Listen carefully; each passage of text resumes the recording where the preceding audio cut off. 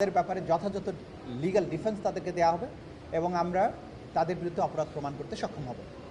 তো এই বার্তার মাধ্যমেই আজকের আনুষ্ঠানিক বিচারের যাত্রা শুরু হলো। যেহেতু রংপুরের শহীদ আবু সাইদ ছিলেন বাংলাদেশের 2024-এর জুলাই বিপ্লবের সময় প্রথম শহীদ, তিনি পাইওনিয়ার ছিলেন। তার দুহাত বাড়িয়ে দিয়ে গুলিকে বুকে আলিঙ্গন করার যে দৃশ্য, যেটা এই দেশের তরুণদেরকে যুদ্ধে নামার জন্যে, শহীদ হওয়ার জন্যে উদ্বুদ্ধ করেছিল, তিনি সেই আইকন। সেই আইকনিক ঘটনার বিচারের মাধ্যমে জাতির প্রতি আমাদের যে দায়বদ্ধতা, জাতির প্রতি আমাদের যে অঙ্গীকার, সেটা আমরা বাস্তবায়ন করার ধাপে প্রবেশ করেছি। ইনশাল্লাহ আগামীতে কন্টিনিউয়াসলি এই বিচার কার্য চলবে। দ্রুততম সময়ের মধ্যে সকল আইনি প্রক্রিয়া অনুসরণ করার মধ্য দিয়ে এই বিচারের আমরা শুভ সমাপ্তির দিকে যেতে পারব। 46 জনকে আপনারা প্রত্যক্ষ সাক্ষী দিয়েছেন, সবগুলি সাক্ষী গুরুত্বপূর্ণ। তারপরেও অন্যতম কয়েকজন সাক্ষীর কথা বলা যায় যে এটা যারা লাইভ দেখাচ্ছিল বা ওনাকে কি আনা হবে? আমরা আমাদের প্রসিকিউশনের এই সমস্ত গোপন স্ট্র্যাটেজি আপনাদের কাছে কোনো কিছু ডিসক্লোজ করব না।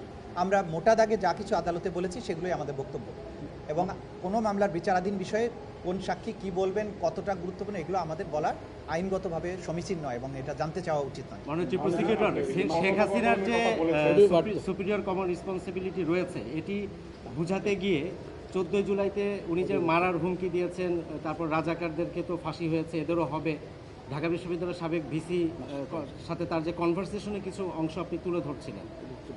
জি, আমরা যে অনেক কনভারসেশন কিন্তু সাবেক প্রধানমন্ত্রীর আমরা পেয়েছি, যেখানে একটাতে সরাসরি তিনি লেথাল ওয়েপন ব্যবহারের মাধ্যমে আন্দোলনকারীদের হেলিকপ্টার ব্যবহার করে এবং লেথাল ওয়েপন ব্যবহার করে তাদেরকে ফিনিশ করে দেওয়ার অর্ডার, সেটা আমরা পেয়েছি।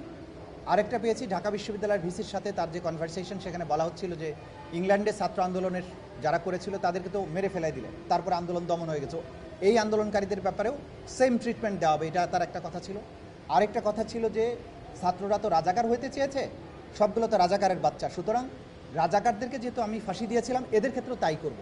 এই দুটো গুরুত্বপূর্ণ মেসেজ এখানে আমরা পেয়েছি এবং তার মাধ্যমে এটা প্রমাণিত হয় সর্বোচ্চ ব্যক্তির কাছ থেকে নির্দেশনা পেয়েই গোটা রাষ্ট্রযন্ত্র এটা বাস্তবায়ন করেছে, which was wide spread, systematic, এবং তদানীন্তন প্রধানমন্ত্রী শেখ হাসিনা আসামি, তিনি এইটার সুপিরিয়র স্ট্যাটাসের থেকে কমান্ড দিয়েই এই কাণ্ডগুলো ঘটিয়েছেন।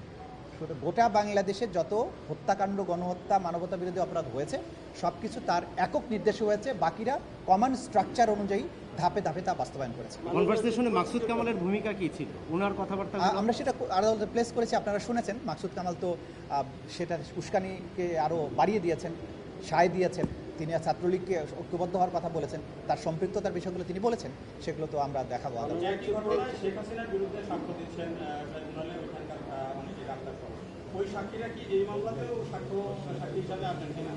একই ব্যক্তি এই মামলাতে সাক্ষী দেবেন না, কিন্তু সিমিলার ডাক্তাররা সাক্ষী দেবেন। এবং আপনারা জানেন যে একটা ট্রাইব্যুনালে যখন একজন সাক্ষী তার বক্তব্য প্রদান করেন, একটা বিচারিক ডকুমেন্ট হয়ে যায়। সেটা আমাদের আইন অনুযায়ী একটা ট্রাইব্যুনালের যে বিচারিক স্টেটমেন্ট বা ডকুমেন্ট, সেটা অন্য ট্রাইব্যুনাল জুডিশিয়াল ডকুমেন্ট হিসেবে আমলে গ্রহণ করতে পারেন। সুতরাং এই ট্রাইব্যুনালে যত তথ্য প্রমাণাদি দাখিল হবে, সেই তথ্য প্রমাণাদি সার্টিফাইড কপি আমরা ওই ট্রাইব্যুনালে দাখিল করব, যাতে করে সেই বিচারিক ডকুমেন্টগুলো এই ট্রাইব্যুনাল, যে ট্রাইব্যুনালে আজকে বিচার চলছে, তারা যাতে এটা বিবেচনার জন্য গ্রহণ করতে পারে।